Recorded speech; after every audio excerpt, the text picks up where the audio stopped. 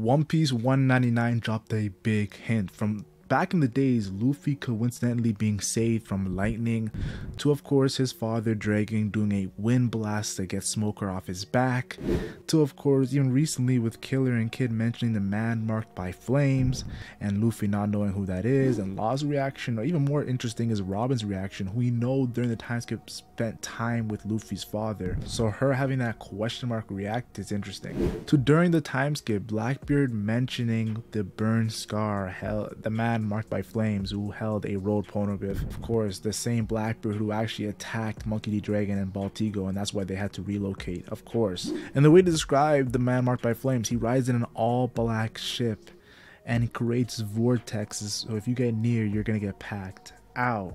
That is crazy in my personal opinion. And it kind of reminds me how Roger and Shiki fought in the Ed War, and their war was interrupted by a crazy storm. And then of course later on we would see Dragon at Roger's execution.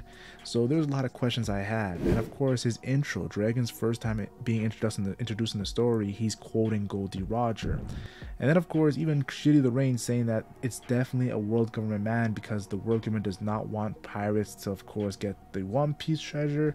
So the fact that recently found out Dragon used to be a world government man, used to be a part of the Navy, says a lot, and now he's the most wanted man in the entire world. So chapter 1099 dropped one of the biggest hints, and I yet to explain it, but I'll talk about it right now. So the way we see Dragon in this chapter is Kuma visiting after going throughout the entire world trying to find a cure for Bonnie. Kind of reminds me of Corazon and Law, but let's not get distracted.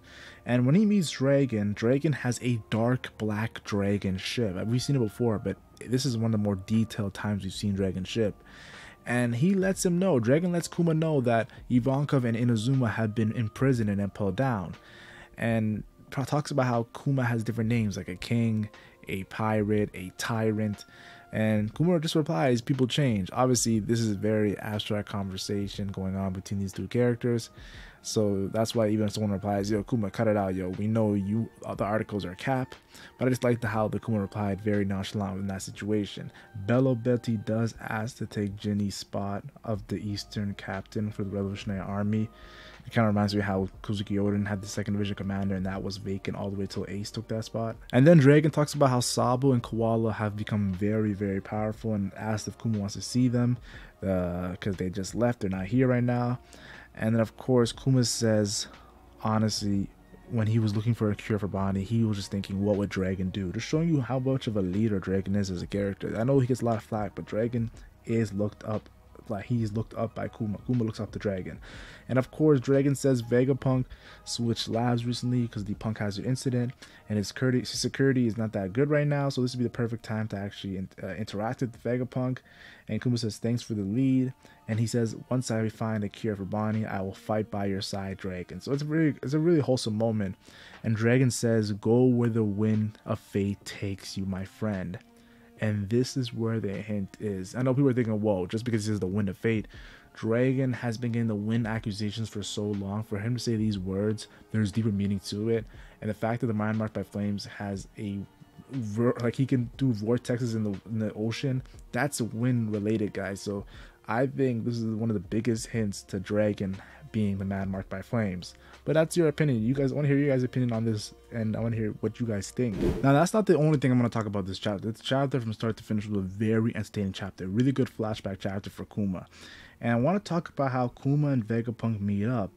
And the jokes write themselves, because Vegapunk goes off and says, yo, your muscles are crazy, yo. I've never seen someone like you, a body like you. And then of course Kuma says, I can say the same thing because you're a long ass head. So it's kind of like a Spider-Man meme between these two characters. It was pretty funny how they met.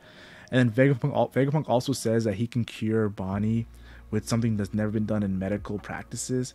And all I'm thinking about is, man, Vegapunk, is he the GOAT doctor and scientist? Nah, obviously I'm just joking, but still, Chopper gotta take some notes while he's in Egghead Island, because Chopper wants to cure all diseases, so he can definitely learn a thing or two from Vegapunk, in my personal opinion. And then the Vegapunk actually describes how you actually can cure Bonnie's by saying you have to do a stem cell transplant. Kind of reminds me of the Seraphim stuff. And then of course is also shocked by the blood of Kuma and how Kuma's a buccaneer, and Vegapunk knows the void's entry and all that, so he knows the deeper meaning of that, and says to Kuma, you do know I'm part of the world government.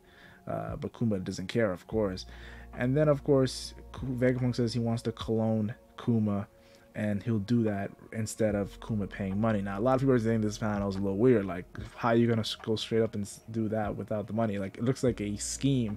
Me personally, I don't think Vegapunk is scheming, but the way he said it definitely wasn't sugarcoating it, so it did look a little sus. And then, of course, we see Kuma says, "I'm not gonna say no, but I do want to know what you're gonna do with these clones." And of course, as we see Sentomaru playing with Bonnie, and it makes the deeper meaning of Sentomaru of course sacrificing himself for Bonnie during the Egghead Island arc. And then of course Vegapunk explains electric magnetic energy and how they're gonna deflect bullets, and they're gonna be heroes to those who need help, the weak and helpless. And pretty much Kuma's likes what he hears and says Dragon did say Vegapunk was open about his ambition and very trustworthy and eccentric. And then Vegapunk replies, "Dragon always been holier than thou." So it's kind of interesting because it looks like Dragon is more so, how do I say this? He locks in on his ambitions, but he doesn't tell anybody. While Vegapunk looks like he's willing to tell a lot of people his ambitions. That's what got him in the situation like that, that everyone wants to kill him. And Kuma says this is his reason for being born. And Vegapunk says, "Dragon won't be happy if you do this." And Kuma says, "I have gratitude to both you guys." So Kuma's pretty much saying, my loyalties, yes, there's a Dragon, but if you help secure Bonnie, you're just on the same level as Dragon to me.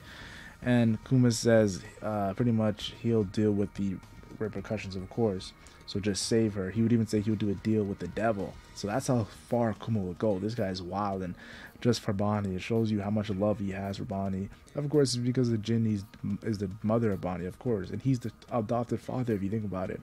Vegapunk says, "You're quite the saint." And it's kind of ironic because the actual saints, the actual celestial dragons, were his masters, and they killed his father and mother, and like were horrible to him. So it's kind of ironic, honestly, with of course Saint Saturn and whatnot. And speaking of Saturn, Saturn says he's eavesdropping on Vegapunk and Kuma's conversation, and he says these clone soldiers are better as weapons, and their value is on how many people they can kill.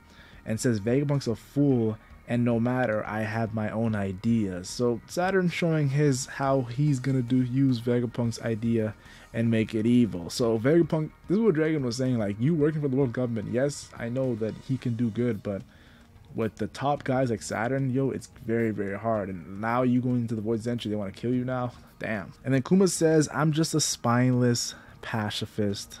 Of course, I love keeping the peace." And Vegapunk replies, "We will call them pacifistas." So Oda is really revealing a lot of the things and how they are. Like, we saw the pacifistas all the way in Sabaody, and even Kuma called himself a pacifista during Thriller Bark. So to finally get it in chapter 1099, the reason why it's called pacifistas, man oh man, this Kuma flashback is definitely tying a lot of loose ends. Of course, during the chapter we see how Kuma became a pirate. I always wondered how he became a pirate because Kuma doesn't have a crew, and it shows him, of course, being a one-man pirate who earned a bounty. And of course, Bonnie is missing Kuma while he's on this journey to, of course, save Bonnie. And Bonnie thinks she's gonna be healed after she turns the age of 10. I'm just thinking, who's gonna tell her, yo, that is not how it's gonna work? And she says she wants to be a pirate, so that definitely gave me thinking of Bonnie joining Luffy and becoming on the Straw Hat Pirate crew. I think that would be very cool if her captain was Nika. But I do want to say this: Kuma visits a lot of these Straw Hat Islands during the time skip, the islands that he sent the Straw Hats to. And one of the ones we see is the first one is Chopper's Island, the doctor place, which was funny because Chopper didn't even know that they were so civilized people, so kind of cool to see. He also visited Mihawk, though we don't see the interaction between Mihawk and Kuma. We also see that he fought Abdullah and Jeet. These are Grand Fleet members on the Straw Hat Pirate crew. We also see he visits Vegapunk's hometown, while also visiting Tequila Bridge, where of course he sent Robin, and Weatheria, where of course we saw Nami be, and of course Hercules, Usopp's teacher and master. So he visited that island as well, and I think Brooks Island as well, but it's not really detailed. So Kuma definitely, there's a lot of loose ends being tied. Like I said to you guys, yo, it's showing all the timescale islands. I told you Kuma did it for a reason. And I want to go all the way to the beginning of the chapter. The chapter starts out with Kuma going crazy and fighting King Bakori, who's trying to do a great terminal. He got motivation from that into the southern province and burning all the trash. And the people don't like what's happening. They are not happy what's happening to the south province, but he says kill 4 or 5 of them so they get the message. So he's even sending people to the north, even people that are living in the north, he's sending a message by killing them. So that's how evil this guy is, which leads to my personal opinion, one of the best Kuma panels. You can feel the rage in this panel we see from Kuma. It's crazy the rage we see from one of the most softest hearts in One Piece. During this battle, even Bonnie's tripping over Kuma being on edge. She's never seen her father like this. And we see the Ursa shock that destroys the palace. And it says like this goes down as with the one-man revolutionary.